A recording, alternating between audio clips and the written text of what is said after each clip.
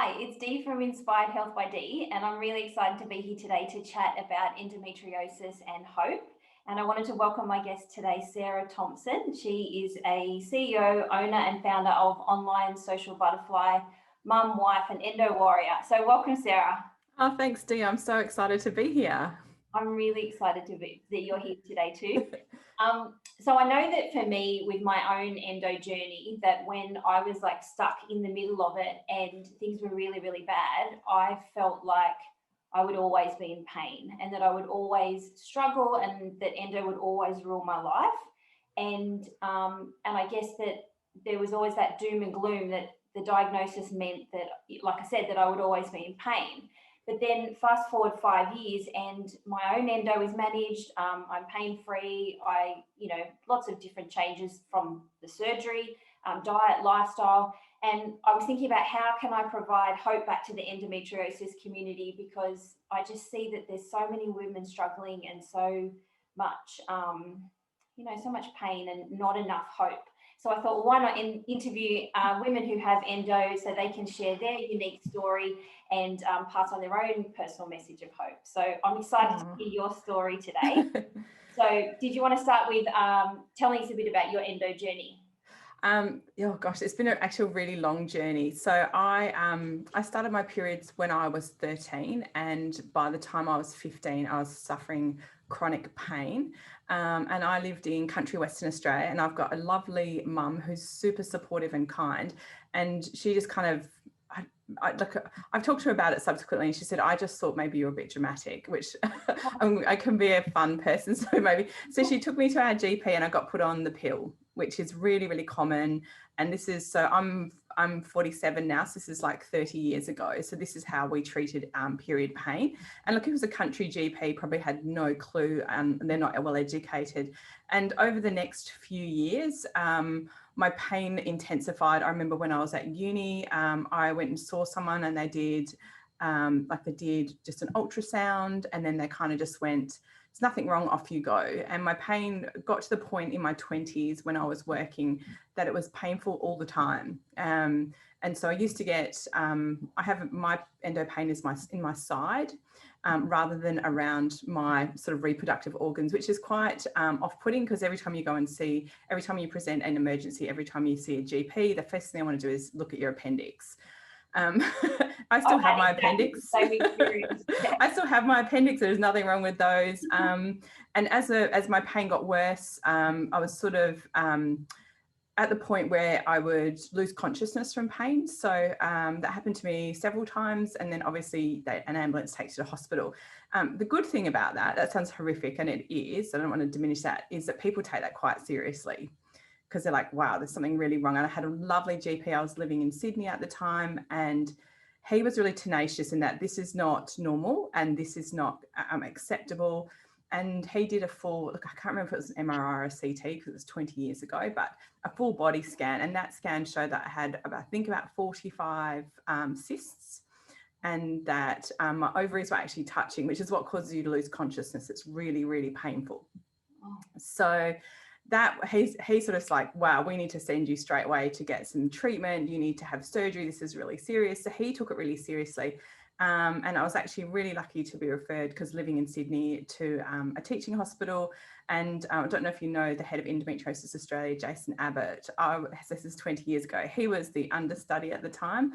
So he actually did my second surgery. So I'm really lucky to have had someone who was so interested in women's health at the time. Yeah, he's one of the best. And I'm from Sydney, so I'm familiar. Yes, so I didn't kind of realize at the time that was going to be obviously 20 years ago, the start of his endo journey. And I was at a teaching hospital, so they really kind of took on board and took it quite seriously. But when I was diagnosed, I have to be honest, I had immense relief, because because I had like lots of endo on my bowel, so I had constant bowel pain. So I thought I was dying. I thought I had cancer. And like, I thought there's something really wrong with me, because like, obviously if you lose consciousness from pain, there's something really wrong. So I was actually immensely relieved when I was diagnosed with endometriosis, which I don't think is everyone's experience. But I was suffering so much to be told this is what it is and I'm not going to die. I was just super relieved. Yeah. And it's like you said, there can be relief in the diagnosis because then you can work out a plan.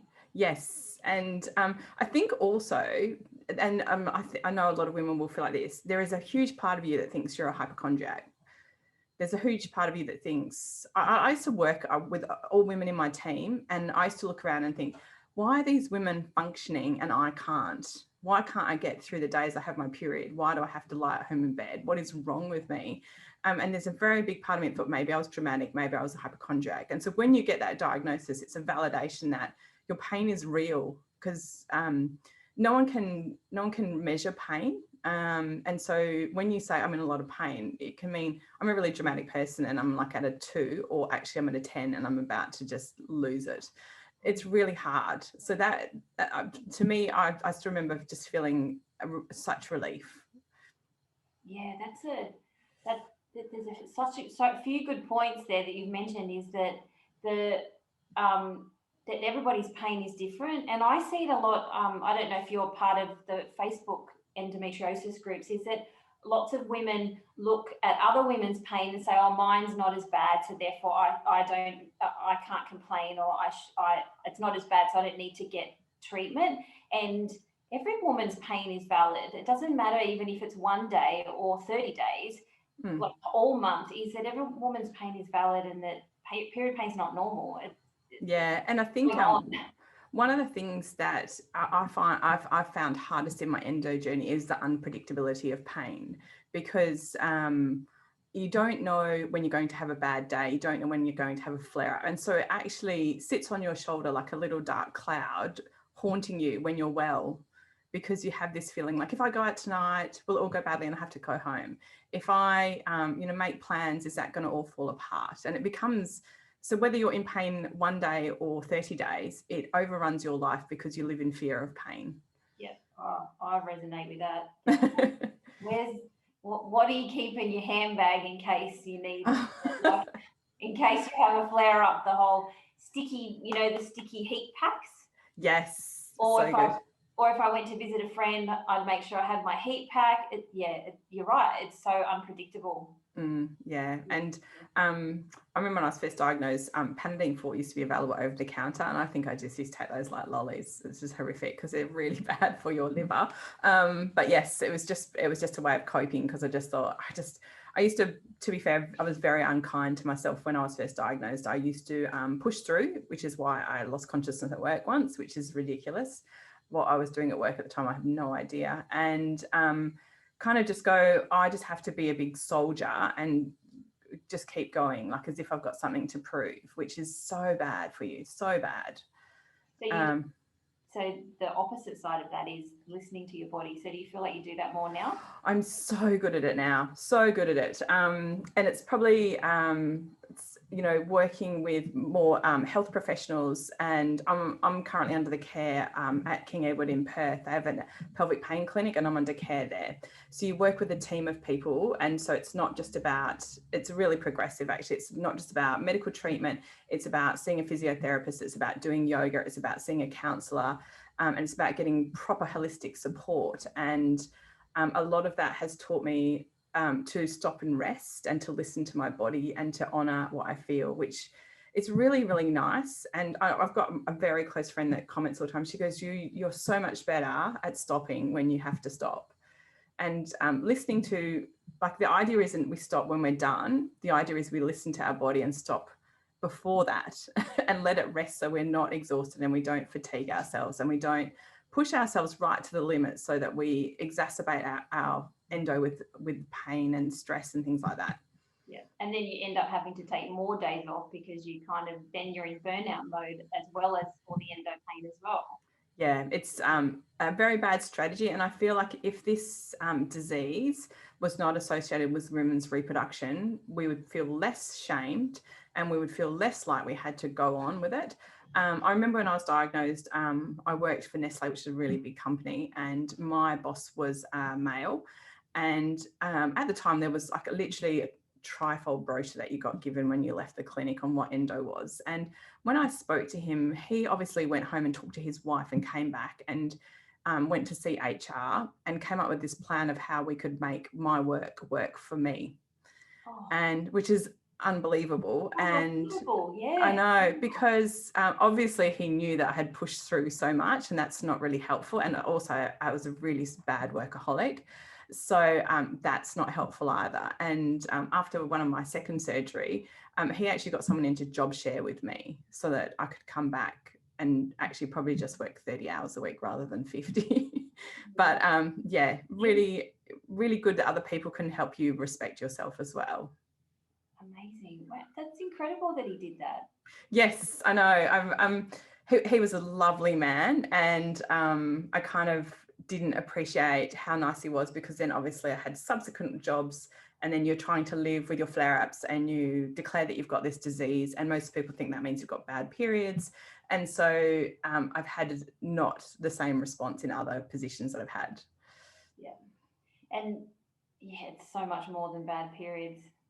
It really bothers me when I hear people call it that. And also when people call it like an affliction or a condition, I'm like, it's a disease. Can we call it what it is and name it that it's not like just a little, it's not like a cold. It's not, let's not marginalize and minimalize what it is. Yeah, well, it's a chronic disease. Yes.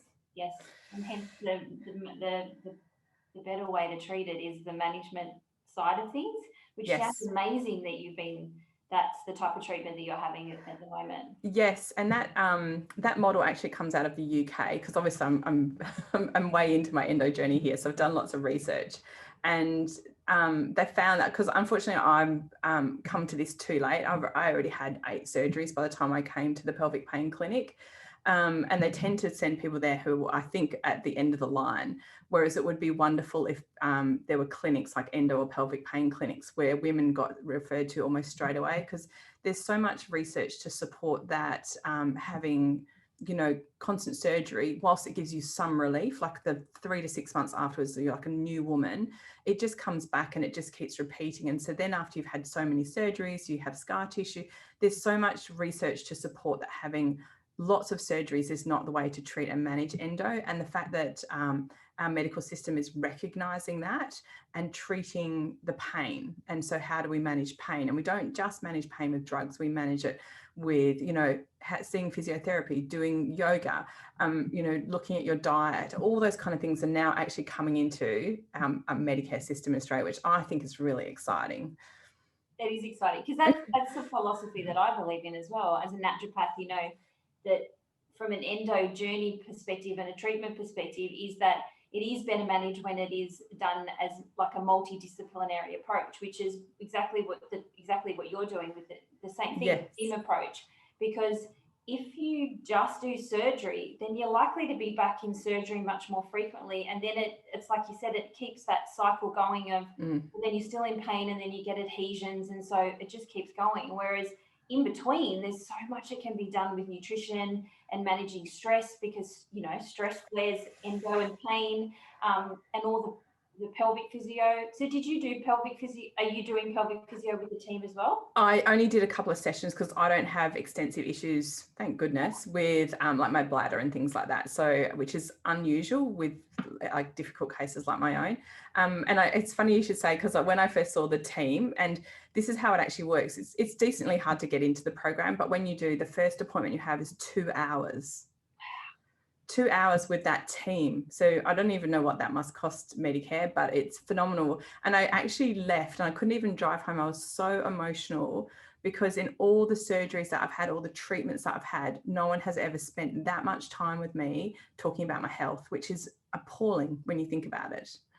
Because you know, you go in to see a gyno and 20 minutes later they've booked you in for surgery. I mean, that's how the system works. And to be spoken to for 2 hours and given a treatment plan, and I actually said to them when I was there, look, the only thing you guys are missing is a naturopath, because like a lot of people have had such great success with changing their diet. Yep. I personally haven't, unfortunately, but I do know that if I eat better, my body is better nourished and I cope better with pain. Yep. It's so whether you have, I've got a friend who basically cured her endo from going on a low inflammation diet, or cured her pain. And so you have to kind of, like, you have to address that and let people have good run at it. Like I did it for 6 months, so I gave it a red hot go, and unfortunately I wasn't successful, but so many people have. But I do know when I eat better and I nourish myself better, I cope better. Yeah, well, that's just what wellness is, isn't it? Yes. Rather than waiting till you get sick and then treating it, it's more about what you can do to make your body more optimally function, so that Yes. therefore you cope better with everything: stress, digestion, pain, everything. Yeah, absolutely. Yeah. And that's all encapsulated, that wellness, in being kind to yourself, resting, honoring the need for sleep, all those kind of things all fall into that. So the better you are at all of those, the better you cope generally. Definitely. Yeah. So what's the big message of hope that you want to share? Gosh, I should have been better prepared for that question, shouldn't I? I think that first of all, that there are wonderful people out there to love and support you, and these might be people in your immediate network. And I would have to say, if you can embrace people and let them help you, it will be much better for you, because I did not do this well in the early days. I used to, because I was ashamed and embarrassed and felt like a bit silly, I didn't let people help me, and I realized how much that was to my detriment. And now that I let people help me, I have a rule that if someone offers me help, I have to say yes. It's actually my rule. So if someone says, oh, you look really tired, do you want me to cook dinner for you and your family? Like, yes. I just say yes to everything. And you get really comfortable. And so if I could say to anyone with endo, be kind to yourself, and also allow people around you who love you to care and support you, because we don't have to do this alone. And if we do, it's actually, I made it a much harder journey. I don't know if that's a big message of hope. An amazing message to share. I love that you say yes now when people ask. Oh, and it's actually, I find myself even now, so I've been practicing that for about 2 years. And even now I find myself almost saying no when people offer to help me. And I'm like, oh, and I can almost feel the words coming out. And I'm like, no, you have to say yes. You have to say yes. Yeah. And people do it because they're not kind of being polite. People do it because they love you and they want to help you. So you say yes. Yes, definitely. So I can say, there was something else you said. I'll come back to that. Is there something you wish you knew earlier in your journey? Oh, definitely. I wish, and unfortunately, at the time that I was being treated in those really early days, medical intervention in terms of surgery was very much the way we went forward. And after my second surgery, I really started looking at holistic treatments. I wish that I'd known, because the research now, and to be fair, only fairly recent, is that certain types of endometriosis, and they judge us just not on what stage you've got, but also how your pain presents itself. So I've got pain that presents all month, and so that kind of pain often doesn't respond well to surgery. So I wish I'd known that before I had 8 surgeries.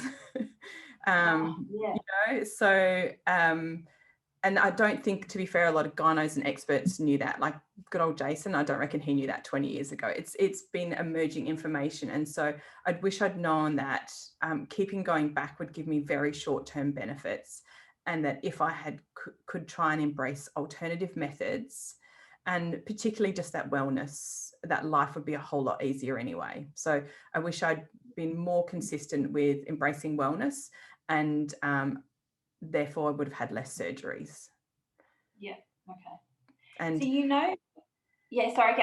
I was going to say, one of the things, and I've actually, so I only belong to endometriosis groups in Australia because I belong to a couple that were in America. And obviously their healthcare system is very different to us. And I actually left them because I was so devastated to see how they treat it, because they just go straight to surgery. And there's young girls that are like 23, 24 having hysterectomies. And so that takes away all your choices in life. So yeah, that makes me really sad. And I do feel like with, the evolution of pelvic pain clinics that do exist around Australia and the better knowledge, I do think that we as women are getting better treatment. Yeah, I'm a member of quite a lot of those groups in America, and I know exactly what you're talking about.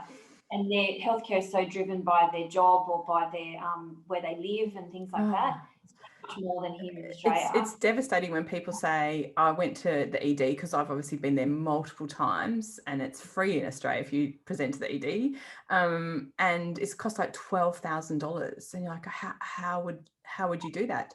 And so then you don't go, and then things become more complex and more difficult because you don't really go to ED for fun.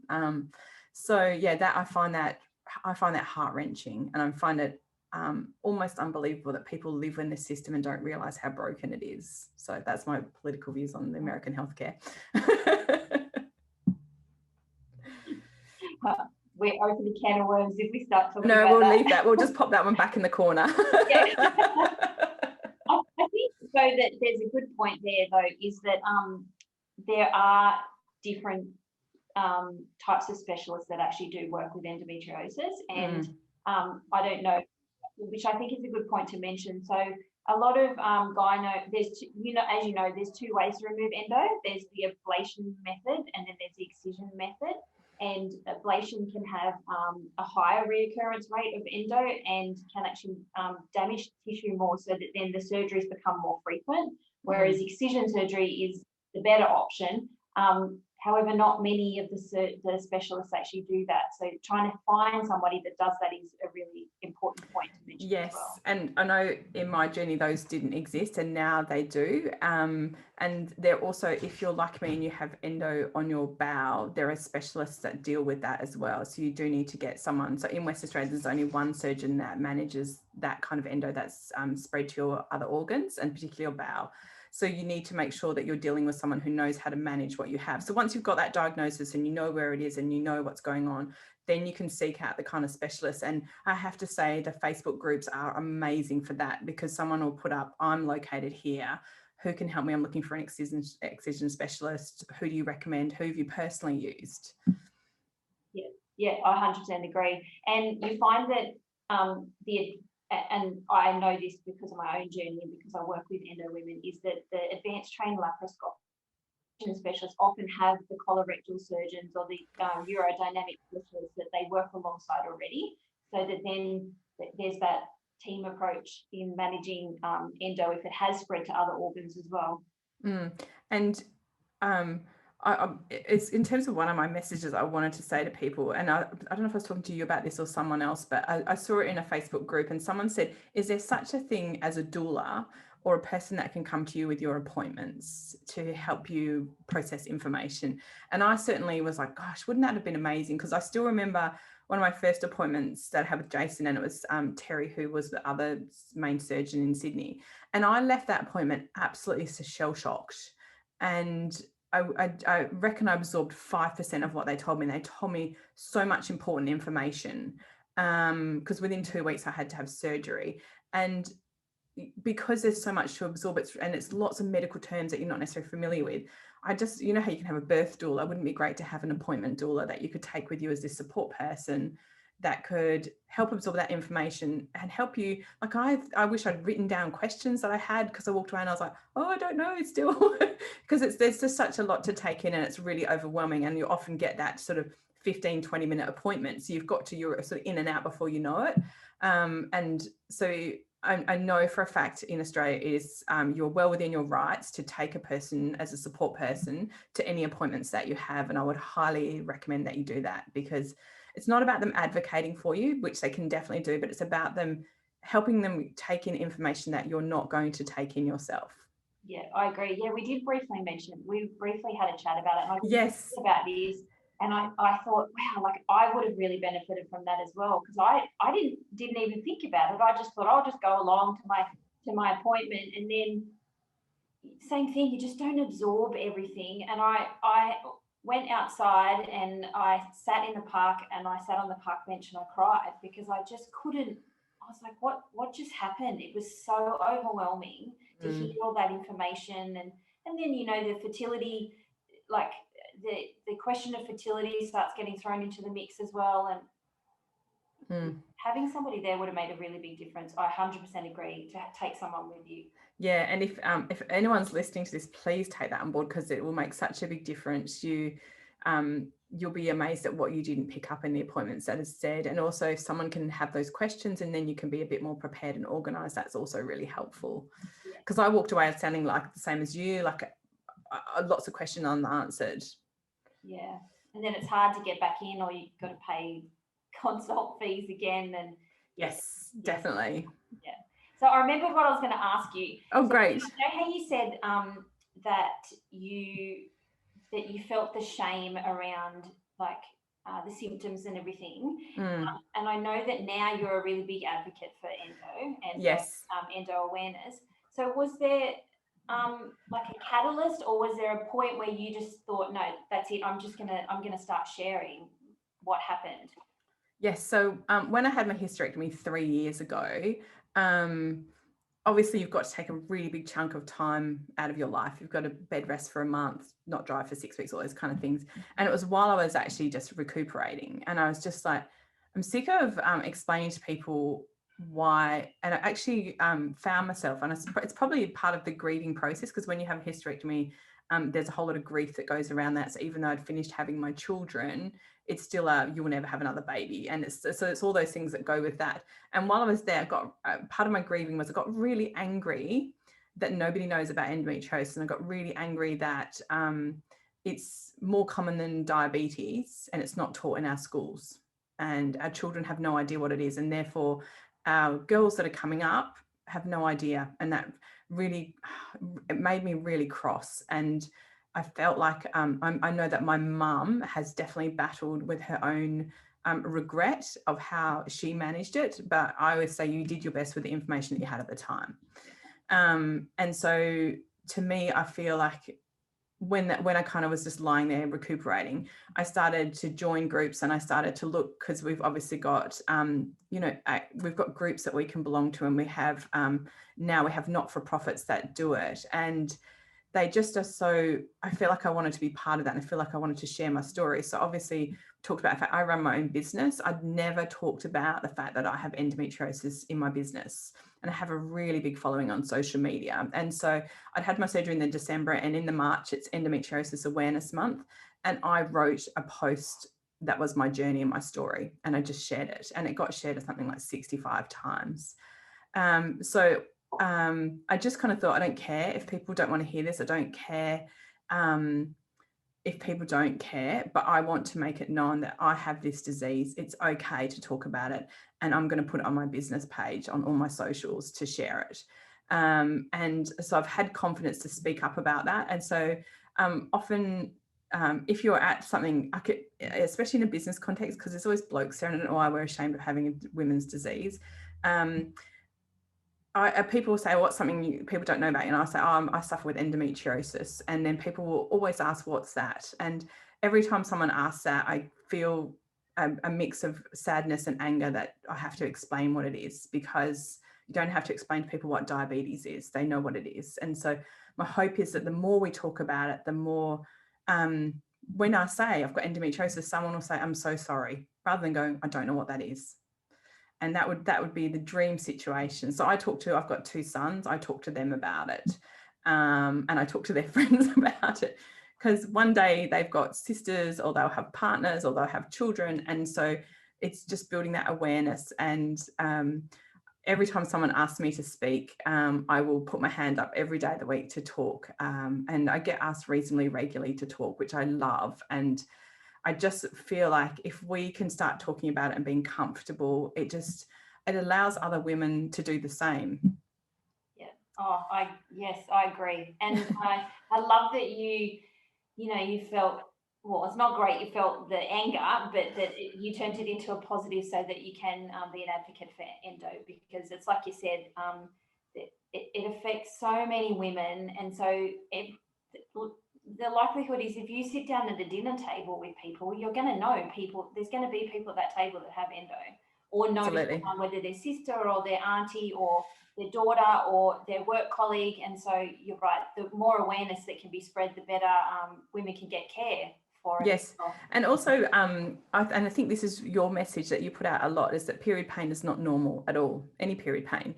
And that we should look at what's causing that. And if we kind of then, make some adjustments to our diet, which can give us good relief from like PMT and those sort of things. If we're still suffering, we have to go further. And I actually read this, and I use this a lot in my talks that I give, that if your period pain cannot be controlled by over-the-counter pain medication, you must seek further help, and you must be insistent that your GP refers you on, because that's actually what they, in our medical world, that's what they consider the benchmark, because if it's still going, there's something else going on. So, and if I'd known that for all those years I was popping, Panadine Fort, that's not normal, because nobody talks about it. And even your girlfriends don't talk about it. It's just not normal. And to kind of allow that to have happened for years for myself is absurd. Yeah. I'm going to throw a spanner in the works. So I'm actually one of those women who I have stage 4 endo, and I never had bad period pain. So I was one of those rare ones, but I would still end up in ED and in excruciating pain. And I had a lot of the other symptoms like the bowel issues and the endo belly, and I got really bad migraines and really bad pain, but not related to oh yes pain. Yeah, mine was constant as well. My periods were just the pinnacle of it, but I had constant pain. And so I think the other message is, as a woman, if you're in pain, get it checked out, because when it's not meant to soldier on, I know. And I look back, because where I lived in Sydney, I lived in Glebe, and I used to go to the same chemist to buy Panadine Fort. Why did no one ask me why I was buying those drugs all the time, like weekly? It's really, and I know that they don't have any responsibility for that, but I don't know, like I genuinely just believed, I kind of thought there was something serious going on. I didn't really know what it was, and was too scared to kind of seek treatment. But then when I was getting progressively worse, I was going to see my GP saying I'm not coping.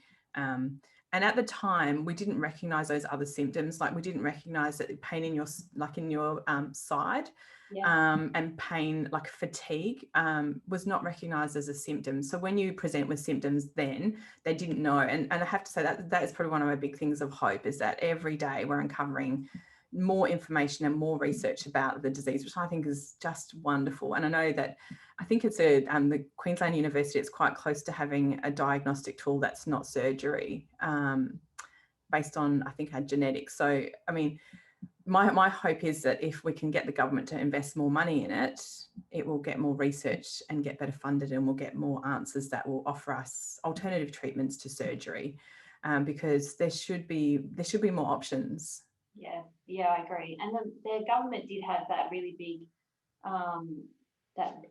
amount of money. I think it was last year or the year before. And so there's lots of new initiatives and things that have started to come out that help endo in lots of different ways. Yeah, so unfortunately, I'm a bit of a campaigner on this. Endometriosis only receives 1/10 of the funding that diabetes receives, and yet it's as common. So it is chronically underfunded. And so this year was the first year that it was mentioned in a federal budget. Oh. I know, and it was only mentioned in federal parliament 3 years ago for the first time. So we are definitely making progress. That's what I think is wonderful. We need more. I know, we do. And we do have some really great members of parliament that champion it, and really kind of crusade and go into bat for funding and for raising awareness, which I think is really wonderful. It's currently only about 3 of them, so we could do as the more. Yes, and that's why the endo community is a beautiful community as well. And I've met lots of women with this interview series and with my clients and in all those Facebook groups. And I love that everybody's on a different part of their journey, but a lot of the women that are actually doing okay still come back and still support all the people, all the women that are really struggling, and end up turning into big advocates, which is good. Yeah, and it's also it's really important to kind of, because most of us have had parts of that journey, and so when we can go in and comment, I'm really cautious about commenting on fertility, because I've got an unusual fertility journey, in that I was told I would never have children, and I went on to have 2 children really easily. That's a real exception, and that's why I didn't give that as my big voice of hope, because I would hate to give someone false hope. And I just was incredibly lucky with both my children. And I know that. And so when people put fertility comments in, I'm like, oh, please don't comment on what your specific case is, because fertility is so unique, and endo isn't the only factor that can impact that. So I'm always mindful of commenting on anyone's fertility issues or journeys or otherwise. Yeah, I know.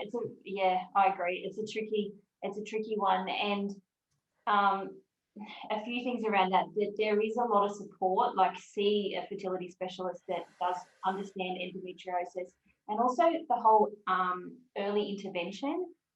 Endo can have an impact on fertility, so don't stick your head in the sand about it. Go get some answers earlier on, so that if you do want to have children, you can you can have that, you have the information and you have a plan in place. Yes, and with that, and it does still happen in Australia, because that was part of my journey. When I was looking at my second surgery when I lived in Sydney, my team of gynos pushed me very hard to have a hysterectomy. And at the time I had not had children, and the reasoning was that because my endo was so severe, it was probably going to be the only thing that helped me, and that one of my ovaries has never functioned because it's so badly damaged. And so they said, you'll never have children, and so there's no point in keeping anything. You should just have it all out now at 28. And I advocated really hard, because I was just like, I don't know what the future holds, and I want to have options. And so you do have to advocate really hard for what you believe, even in the face of evidence that says to the contrary. Like honestly, they all but laughed at me when I said, well, I just don't know, maybe I want to have children in the future. And they're just like, that's not going to be happening. It's not going to be possible. Yeah, I do. And so my advice is, please advocate for your own health, because there's no absolutes. I don't think doctors talk in absolutes anymore. They would more like to say you're unlikely to have children, but really hysterectomy is not the magic bullet anyway to fixing your problems. So don't think that that's going to solve all your problems. It didn't solve all mine, because I now have lots of nerve damage and adhesions for all those surgeries. So whilst I might be endo-free, I still have loads of other pelvic pain complications. And so that is not something they tell you about when you go for surgery and go for multiple surgeries. So, consider being your own advocate and doing, as much as people hate the internet, I think it's a wonderful tool, and there are some amazing resources. And I think definitely if those pain clinics could add a naturopath to their team, I think that would be amazing. Yes, I agree. I agree. So is there anything else you would like to share? I guess I would like to say, because I've obviously run my own company now for 10 years, and one of my motivations for starting that was really I wasn't getting the support I needed in the workplace to manage my health.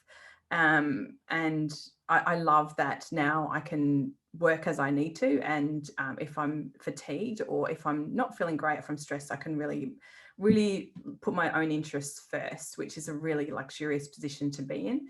But I would say to anyone who's suffering, please speak to your employer or your direct report or whatever it is, and talk to them about it, because I'm fairly sure under Australian HR law, we're required to support and help people. And there are some really alarming statistics around women who are unable to maintain employment because of endometriosis. And I don't think that should exist in Australia. We have amazing laws that protect our workers. And so please try and advocate and get some support, whether it's through a union or whatever it looks like, because you shouldn't have to lose your job because you have a disease. Yeah. And I'm sorry I sound a bit militant about that, but it's really devastating, because women are already penalised in the workplace.